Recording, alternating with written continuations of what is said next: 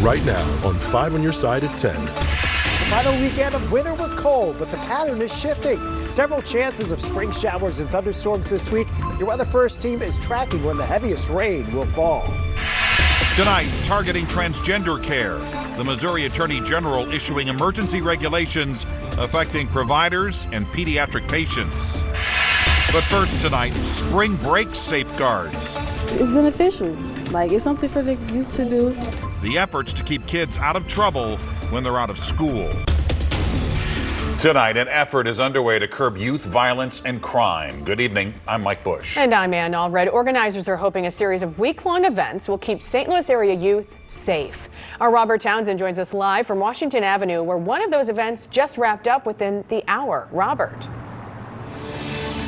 And Mike, kids and parents came to this movie theater tonight for some safe and free fun. Organizers hope it's the beginning of a much-needed trend. 17-year-old Mercica Perry had lots of fun checking out the new movie Shazam at MX Theater in downtown St. Louis Monday night. For her and more than a dozen other teenagers, the free event was a great way to kick off their spring break. All this is really helpful and it's beneficial. It's something for the youth to do. In recent months, teens have either been the victims or suspects in shootings, car break-ins, and other violence in St. Louis. In fact, so far this year, more than a dozen kids, 17 years old or younger, have been shot in the city. 4 of the victims died. I've known a couple of people who got shot, people dying. It's really sad. As part of the Stop, Lock, Drop It, Cancel Gun Violence campaign created last year, the Violence Prevention Commission, Mental Health Board of St. Louis, the mayor, and others have teamed up to offer youth positive activities to participate in while they're on spring break. Out of school time is a really big time when we see violence peak in the community. The groups are providing children and young adults from 12 to 25 years old with free movie nights, skate parties, boat rides, and more. I am excited, and it's a great first run. It's a great pilot because we wanted to really see what could happen during spring break to prepare for what we could do in the summertime. We're hopeful that young people will see that there are other things to do. It's a great idea. Great.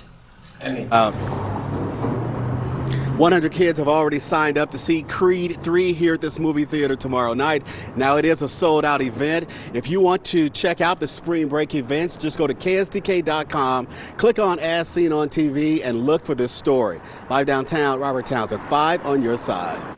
Tonight, a St. Louis man is under arrest after his 16-year-old brother shot himself in the head and died. It happened early yesterday morning in South City. Now, according to police, the 23-year-old who owns the gun admitted to showing off the weapon to his brother and another juvenile. Charges have yet to be filed. This isn't the first time this year guns ended up in the wrong hands with tragic consequences. According to our data from the St. Louis Police Department, there have been at least 2 other instances. In January, a 3-year-old was critically injured when he was shot by a sibling, and the same thing happened in February when a 13-year-old was shot in the face by their younger sibling.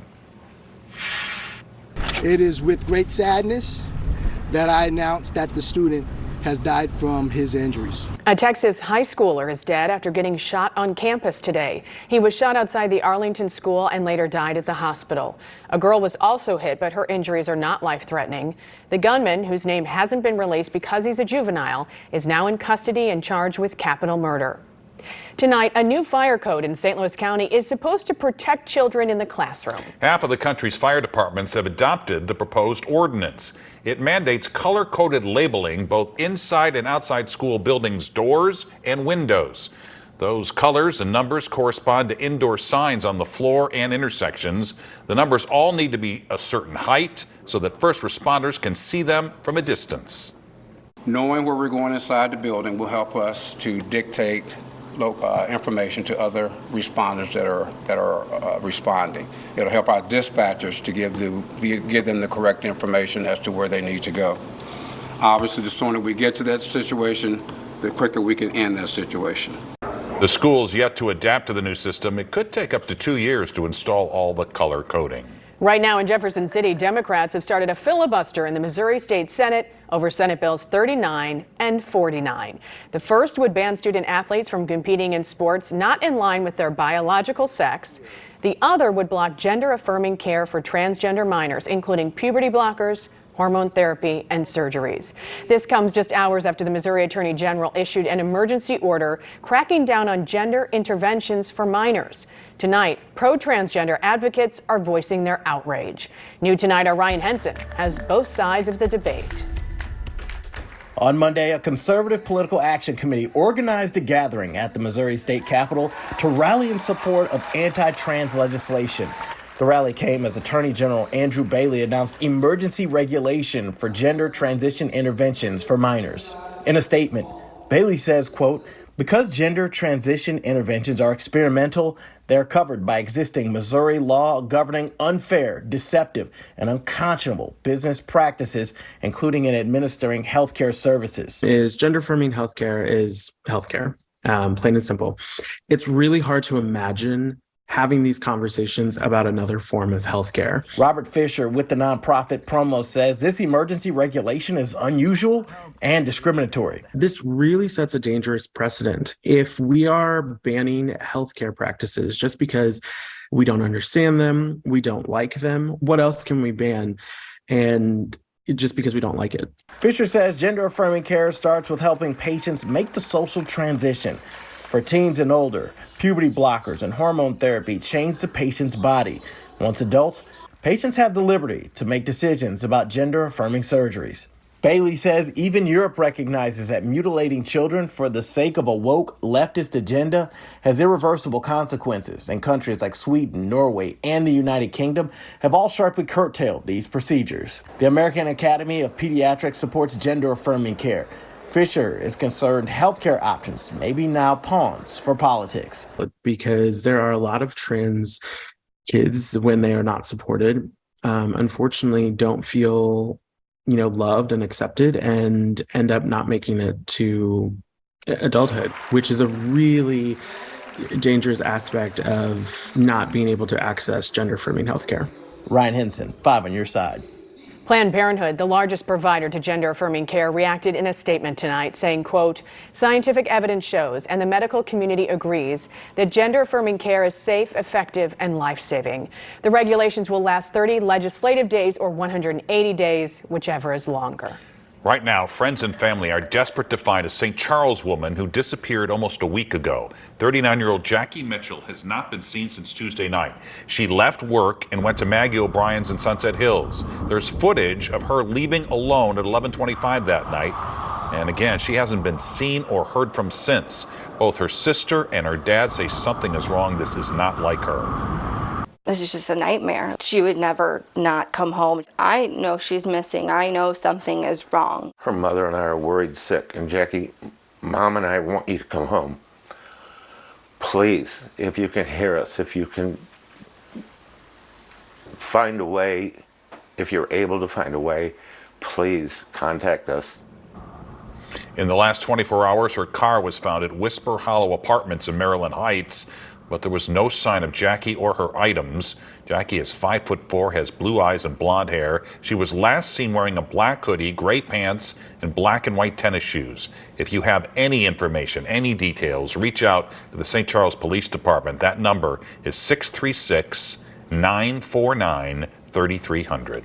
Tomorrow, a stop by McDonald's could provide comfort for a local family grieving the loss of a hit-and-run victim. From 11 a.m. until 1 p.m. tomorrow, 6 North St. Louis County McDonald's locations will donate 10% of sales to Williter Anderson Watson's family.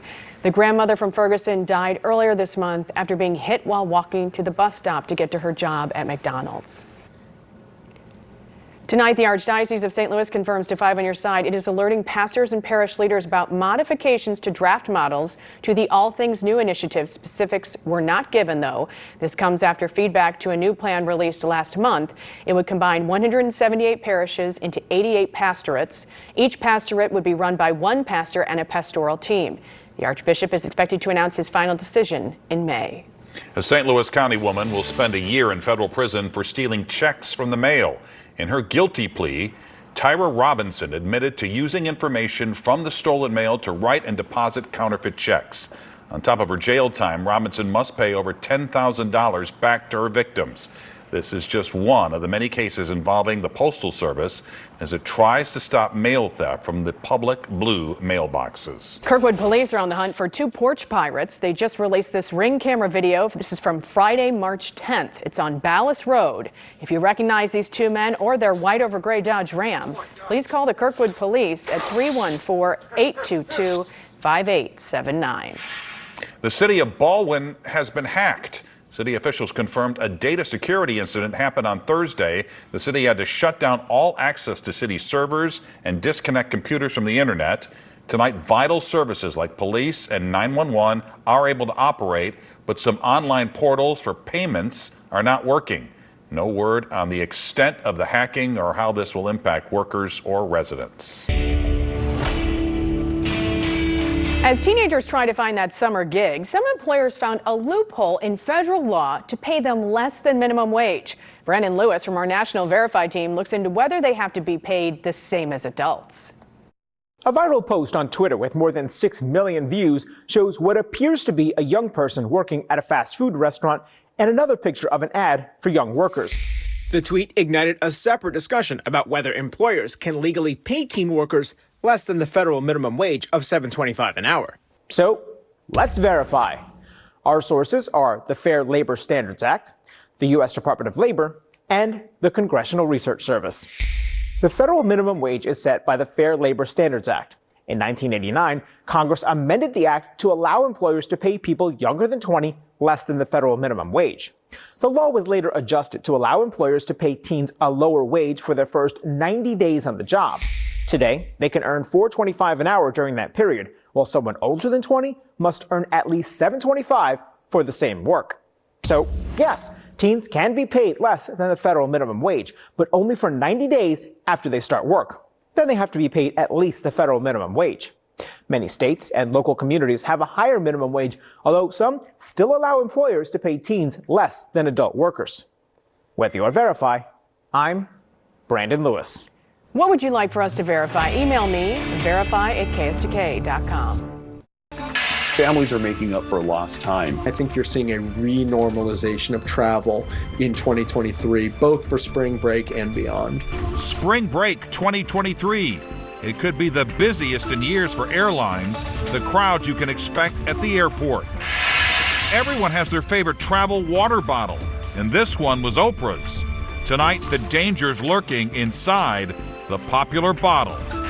So nice to see the sunshine today, but it's doubtful we'll see much of it for the rest of the week. In just 7 minutes, we'll break down the numerous opportunities for rain this week as an unsettled pattern develops. Tonight, the Manhattan District Attorney's Office is on the verge of a fateful decision whether or not to indict a former president for the first time in history. The case centers around Donald Trump's alleged effort to keep an extramarital affair secret by paying hush money to adult film star Stormy Daniels. Former Trump attorney Michael Cohen says he received $130,000 in 2016 to buy Daniels' silence.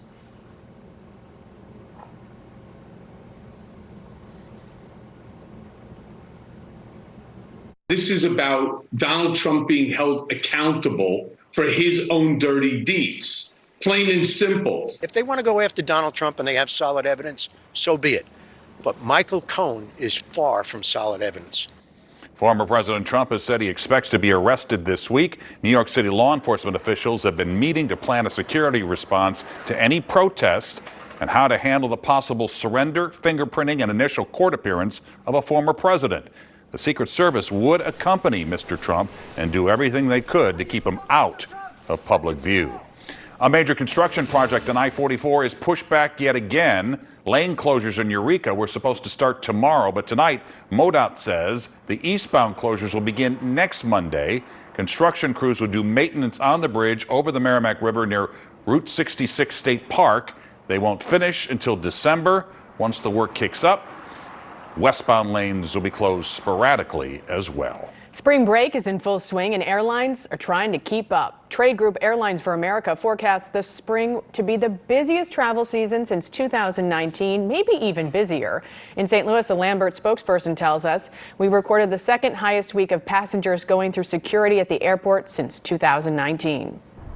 There is now a date for the grand opening of a new Deerberg's. Our partners at the St. Louis Business Journal say a Crestwood store will open on March 28th. It's located at Watson and Sappington Roads. It's popular on Instagram and was one of Oprah's favorite things. But now the Bindle water bottle, is being recalled. Consumer Reports found potentially dangerous levels of lead in it.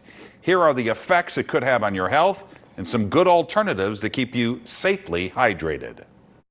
Once one of Oprah's favorite things, Bindle is voluntarily recalling its Sip and Stash water bottle after Consumer Reports tests found alarmingly high levels of lead in the bottle's bottom storage compartment, levels that were over 1,000 times the amount allowed in many consumer products. In the Bindle bottle's bottom storage compartment, there's a spot of lead solder that's sealing the different parts of the bottle together. So anything that you put into the storage compartment can potentially become contaminated with lead. Exposure to lead can increase cancer risk, cause reproductive harm, and hurt brain and nervous system development. Another danger in these bottles, CR's tests also found some of them contain bisphenol A, or BPA, a chemical linked to fertility problems and certain cancers, even though the company claims the product to be BPA-free. Because of these reasons, CR is warning consumers to immediately stop using all of Bindle's water bottles. Bindle has said that production of Bindle bottles has been suspended and will be overhauled going forward, eliminating the presence of exposed lead anywhere on future products.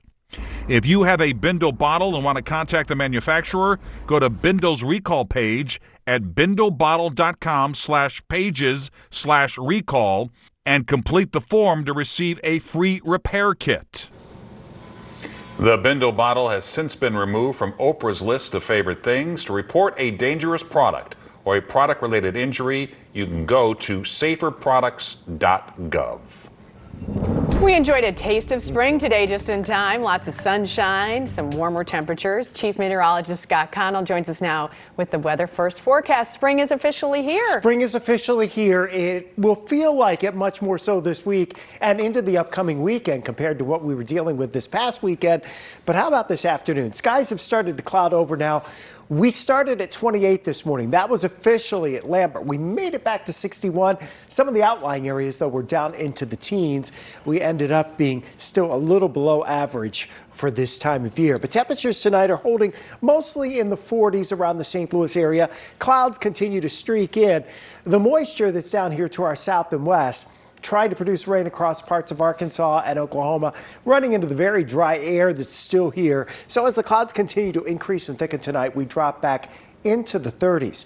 Our next big weather system, really the one that will have the most impact for the entire week, is coming later Thursday and especially Thursday night into Friday.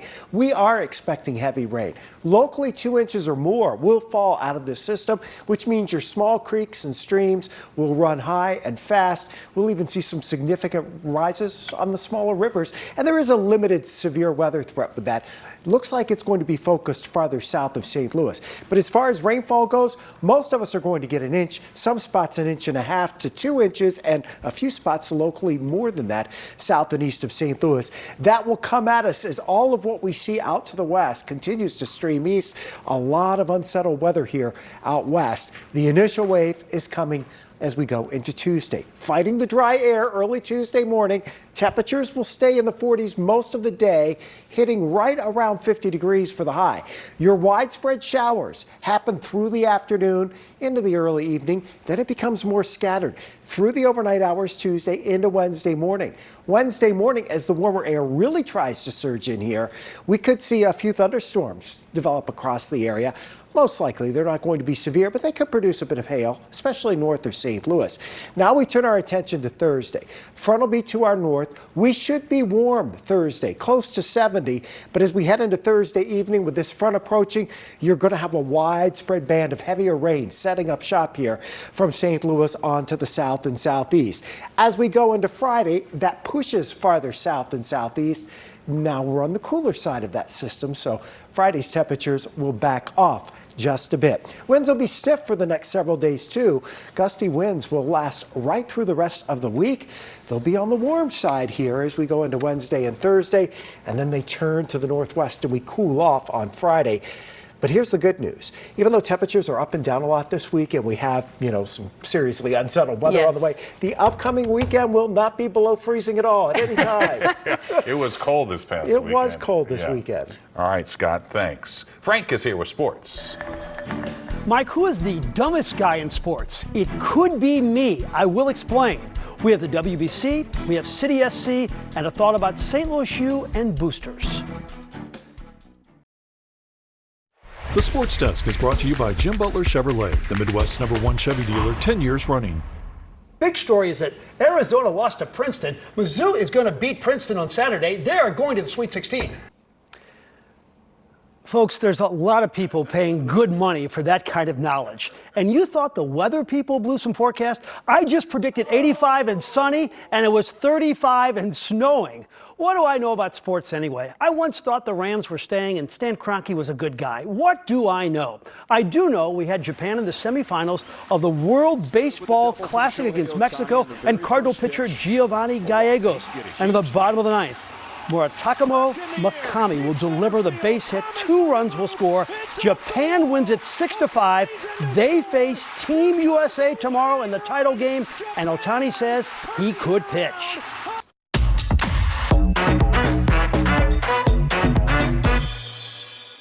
You know why sports are normally really great? Because it's all about achievement. No hanging chads. The best man or woman wins. And if that's the case with the Cardinals this season, this man, Jake Woodford, should be getting a chance. He's their best pitcher this spring. Cardinals and Marlins today, Woodford went 5 scoreless innings. His 7 strikeouts were the most by a Cardinal starter this spring. His earned run average is now 2.04. Now, speaking of good springs, Nolan Gorman with an RBI single in the 6th, which scored Jordan Walker. Cardinals win it 5-0. I asked Mike Claiborne what Woodford is doing differently. Well, he changed the grip on his slider for one. He really worked on it in the offseason, and it's starting to pay off. He spots the good fastball, 93, 94, but the slider has been his out pitch, and that's been the big difference. And, Frank, he's a guy that when you look at this team, you figure out where is he going to play, because when you look at the rotation, it seems like it's full. This 5 on Your Side St. Louis City SC coverage is sponsored by Together Credit Union. City SC continues to write a magical tale in the MLS. They're the first team in league history to win their first 4 matches. Offensively, they've scored 3 goals in all but 1 game, and their goals and chances allowed have decreased since the season began. They were picked to finish last, and they took it personally. We've shown that it's not just about having a chip on the shoulder. We can compete, we can come back, we can dominate, we can take control, and we can execute. So we've shown a lot of things over the short sort of snapshot what the league has seen right now. So for us, it's a mission to carry on and to reset it every single time.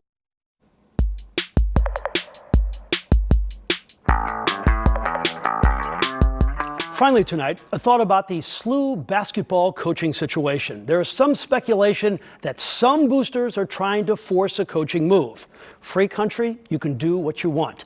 But I got a better idea for you. Instead of trying to come up with a boatload of money to try and buy out Travis Ford and buy another coach, why don't you spend the money more wisely, like buying players? It's called name, image, and likeness. You can do it legally now, and SLU hasn't done much of it. Take the millions and buy 4-star players. Miami bought a point guard for $800,000, and they're in the Sweet 16. And oh, by the way, should we really be firing coaches at SLU who win over 20 games every year, who don't break rules, who are genuinely good people, and who do a lot of nice things in the community? Do we want to do that? If you really want to help the program, forget the buyout boosters and buy in on some players. And that will do it in sports. Frank, thanks. Luck hit not once, but twice in St. Louis County, where an unclaimed lottery ticket worth thousands of dollars was bought.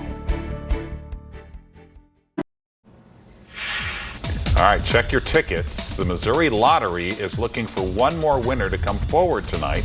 Apparently, 2 lucky players won a $211,000 prize from the March 8th drawing. One winner has already come forward after buying a ticket at a Quick Trip on Lee May Ferry Road. The other ticket was sold at MPC on Manchester Road in Baldwin. The winning numbers from March 8th are 8, 15, 19, 23, and 28. You can now buy season tickets to the Muni. It is the 105th season. They have shows coming up like Disney's Beauty and the Beast, Rent, and Sister Act. The outdoor theater is open from June 12th through August 20th. Season tickets start at $112, and single show tickets, they will go on sale in May.